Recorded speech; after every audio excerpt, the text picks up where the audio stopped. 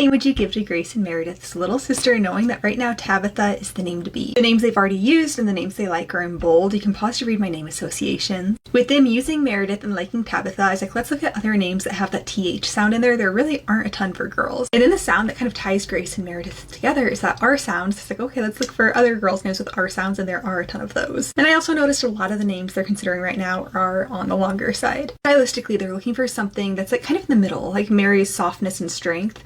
So a strong name that doesn't sound too harsh. And I've noticed a little bit of like a 90s cool girl vibe with the names they're liking. And they're looking for a name that's like definitely historic and vintage, but has like enough modern flair that it doesn't raise eyebrows. Narrowing it down, I always break it down into categories. So I noticed they had two different vibes on the names they like but won't be using. There's some that leaned more elegant and some that leaned like more playful or like a little quirkier. So for the elegant, I was thinking Josephine, Ramona, Delphine, Althea, and Audrey. For the more playful, strong vintage, Beatrice, Maxine, Felicity, Winifred, and Heidi. Leaning into the 90s cool girl, I was thinking Claudia, Bethany, Brenna, Delaney, and Whitney.